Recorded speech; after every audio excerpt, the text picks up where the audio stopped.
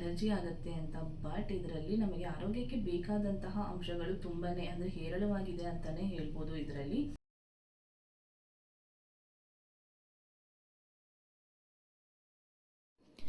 Hi, ಎಲ್ಲರಿಗೂ ಶುಭೋದಯ. Welcome back to my channel. ಇವತ್ತು ಈ ದಿನ ನಾನು ಡಿಟಾಕ್ಸಿಫೈಯಿಂಗ್ ವಾಟರ್ ಜೊತೆ ಸ್ಟಾರ್ಟ್ ಮಾಡ್ತಾ ಇದ್ದೀನಿ. ರಾತ್ರಿನೇ 1 ಸ್ಪೂನಷ್ಟು ಜೀರಿಗೆನ ನೆನೆಸಿಟ್ಟಿದ್ದೆ. ಅದನ್ನು ಚೆನ್ನಾಗಿ ಕುದಿಸಿ ಅದಕ್ಕೆ 1 ನಿಂಬೆಹಣ್ಣನ್ನು ಸ್ಕ್ವೀಸ್ ಮಾಡಿಕೊಂಡು ಕುಡಿದು ಈ ದಿನ ಸ್ಟಾರ್ಟ್ ಮಾಡಿದೆ. ಇವತ್ತು ನಾನು ನಿಮಗೆ ಒಂದು ಉಪಯುಕ್ತವಾದ ಮಾಹಿತಿ ಜೊತೆ ಬಂದಿದ್ದೀನಿ. ಹಣ್ಣು ತರಕಾರಿಗಳು ಎಷ್ಟು ನಮ್ಮ ಆರೋಗ್ಯಕ್ಕೆ ಮುಖ್ಯನೋ ಹಾಗೆ ಸೊಪ್ಪುಗಳು ಕೂಡ ನಮ್ಮ ಆರೋಗ್ಯಕ್ಕೆ ಅಷ್ಟೇ ಮುಖ್ಯ ಅಂತ ಹೇಳ್ಬೋದು. ಇವತ್ತು ಸೊಪ್ಪುಗಳಲ್ಲಿ ಒಂದಾದ ಸಬ್ಸಿಗೆ ಸೊಪ್ಪು ಬಗ್ಗೆ ನಾನು ನಿಮಗೆ ತಿಳಿಸ್ಕೊಡ್ತಾ ಇದ್ದೀನಿ. ಸಬ್ಸಿಗೆ ಸೊಪ್ಪು, ಕೆಲವರು ಸಬ್ಬಕ್ಕಿ ಸೊಪ್ಪು ಅಂತಲೂ ಹೇಳ್ತಾರೆ. ಈ ಸಬ್ಸಿಗೆ ಸೊಪ್ಪನ್ನು ನಾವು ನಮ್ಮ ವೆಯ್ಟ್ ಲಾಸ್ನಲ್ಲಿ ಅಳವಡಿಸ್ಕೊಳ್ಳೋದ್ರಿಂದ ವೆಯ್ಟ್ ಲಾಸಿಗೆ ತುಂಬ ಯೂಸ್ಫುಲ್ ಆಗಿರುತ್ತೆ ಅಂತಲೇ ಹೇಳ್ಬೋದು. Because it's A good source of vitamins and minerals. ಯಾರಿಗೆಲ್ಲ ಡೈಜೆಷನ್ ಪ್ರಾಬ್ಲಮ್ ಇದೆ ಅವರು ಡೈಜೆಷನ್ ಪ್ರಾಬ್ಲಮಿಂದ ದೂರ ಉಳಿಬೋದು. ಮತ್ತು ರಕ್ತಹೀನ ಸಮಸ್ಯೆಯಿಂದ ಯಾರೆಲ್ಲ ಬಳಲ್ತಾ ಇದ್ದಾರೆ ಅವರಿಗೆ ತುಂಬ ಹೆಲ್ಪ್ ಆಗುತ್ತೆ. ಕೆಲವರು ಹೇಳ್ತಾರೆ ಸಬ್ಸಿಗೆ ಸೊಪ್ಪನ್ನು ತಿನ್ನೋದ್ರಿಂದ ನಮಗೆ ಅಲರ್ಜಿ ಆಗುತ್ತೆ ಅಂತ. ಬಟ್ ಇದರಲ್ಲಿ ನಮಗೆ ಆರೋಗ್ಯಕ್ಕೆ ಬೇಕಾದಂತಹ ಅಂಶಗಳು ತುಂಬಾನೇ ಅಂದರೆ ಹೇರಳವಾಗಿದೆ ಅಂತಲೇ ಹೇಳ್ಬೋದು ಇದರಲ್ಲಿ. ಆದ ಕಾರಣ ನಾವು ಸಬ್ಸಿಗೆ ಸೊಪ್ಪನ್ನ ನಮ್ಮ ದಿನನಿತ್ಯದ ಊಟದ ಜೊತೆ ಬಳಸೋದ್ರಿಂದ ನಮ್ಮ ಆರೋಗ್ಯಕ್ಕೂ ಕೂಡ ತುಂಬ ಒಳ್ಳೆಯದು. ಮತ್ತು ನಿದ್ರಾಹೀನತೆ ಸಮಸ್ಯೆಯಿಂದ ಯಾರೆಲ್ಲ ಬಳಲ್ತಾ ಇದ್ದೀರಾ, ನಾನಿವಾಗ ಲೇಟಾಗಿ ಮಲ್ಕೊತಾ ಇದ್ದೀನಿ ಬಟ್ ನನಗೆ ನಿದ್ರೆನೇ ಬರೋದಿಲ್ಲ ಅಂತ ಅನ್ನೋರು, ಲಂಚಿಗಾಗಲಿ ಡಿನ್ನರಿಗಾಗಲಿ ಸಾಂಬಾರ್ನ ಮುಖಾಂತರ, ಪಲ್ಯದ ಮುಖಾಂತರ ಈ ಸೊಪ್ಪನ್ನು ನಾವು ತಿನ್ನೋದ್ರಿಂದ ನಿದ್ರೆ ಬೇಗ ಹತ್ತುತ್ತೆ ಅಂತಲೇ ಹೇಳ್ಬೋದು. ಹಾಗೆ ಬ್ಲಡ್ ಪ್ರೆಷರ್ ಯಾರಿಗೆಲ್ಲ ಜಾಸ್ತಿ ಇದೆ, ಶುಗರ್ ಯಾರಿಗೆಲ್ಲ ಜಾಸ್ತಿ ಇದೆ, ಎಲ್ಲವನ್ನು ಕಂಟ್ರೋಲ್ಗೆ ತಗೊಂಡ್ಬರುತ್ತೆ ಈ ಸೊಪ್ಪು.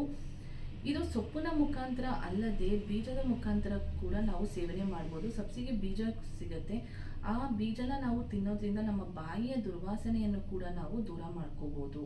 ಮತ್ತು ನಮ್ಮ ಆರೋಗ್ಯ ಅಂದರೆ ಮೂಳೆಯ ಆರೋಗ್ಯವನ್ನು ಕಾಪಾಡಲಿಕ್ಕೆ ಈ ಸಬ್ಸಿಗೆ ಸೊಪ್ಪು ತುಂಬ ಪ್ರಯೋಜನಕಾರಿಯಾಗಿದೆ ಅಂತ ಹೇಳ್ಬೋದು. ಸಬ್ಸಿಗೆ ಸೊಪ್ಪಿನಲ್ಲಿ vitamin A, vitamin C, vitamin D ಅಂಶ ತುಂಬ ಹೇರಳವಾಗಿದೆ.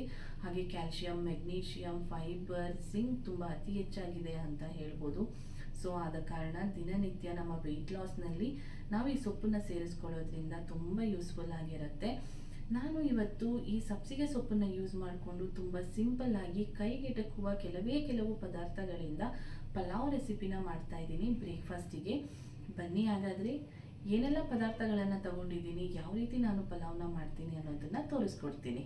ರುಬ್ಕೊಳ್ಳೋದಕ್ಕೆ ಅಂತ ಹೇಳಿ ಇಲ್ಲಿ ನಾನು 1 ಇಂಚಷ್ಟು ಶುಂಠಿ, 3 ರಿಂದ 4 ಬೆಳ್ಳುಳ್ಳಿ, ಚಕ್ಕೆ, ಲವಂಗ, 5 ರಿಂದ 6 ಹಸಿಮೆಣಸಿನಕಾಯಿ, ಹಾಗೆ 1 ಹಿಡಿಯಷ್ಟು ಸಬ್ಬಕ್ಕಿ ಸೊಪ್ಪನ್ನು ತಗೊಂಡಿದ್ದೀನಿ.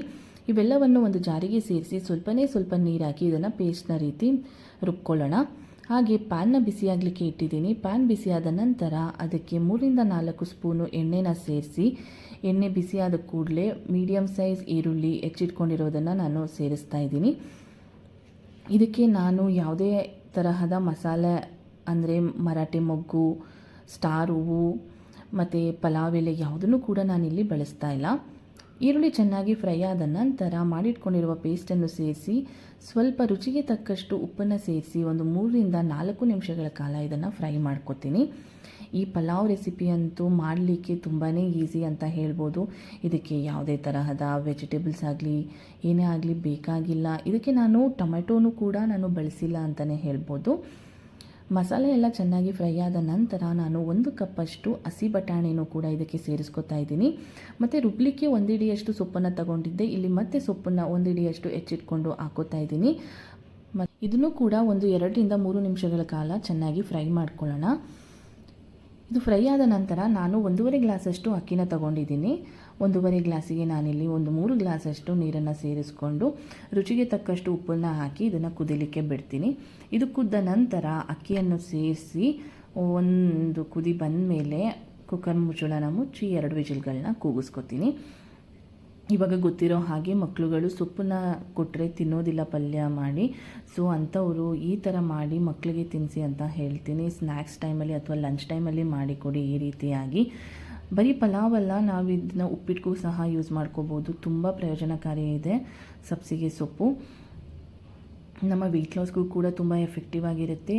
ವಾರದಲ್ಲಿ 2 ರಿಂದ 3 ಬಾರಿ ಸಬ್ಬಕ್ಕಿ ಸೊಪ್ಪನ್ನು ಯೂಸ್ ಮಾಡಿ ಅಂತ ಹೇಳ್ತೀನಿ.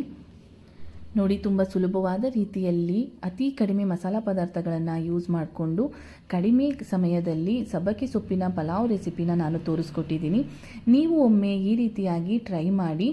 ಯಾರಿಗೆಲ್ಲ ಈ ವಿಡಿಯೋ ಇಷ್ಟ ಆಯಿತು ಅವರು ಲೈಕ್ನ ಮುಖಾಂತರ ತಿಳಿಸಿ. ಹಾಗೆ ಇನ್ನು ಯಾರೆಲ್ಲ ನನ್ನ ಚಾನಲ್ನ ಸಬ್ಸ್ಕ್ರೈಬ್ ಆಗಿಲ್ಲ, ಸಬ್ಸ್ಕ್ರೈಬ್ ಆಗಿ ಅಂತ ಹೇಳ್ತಾ ಇಲ್ಲಿಗೆ ಈ ವಿಡಿಯೋನ ಎಂಡ್ ಮಾಡ್ತೀನಿ. Thank you so much. Thanks for watching.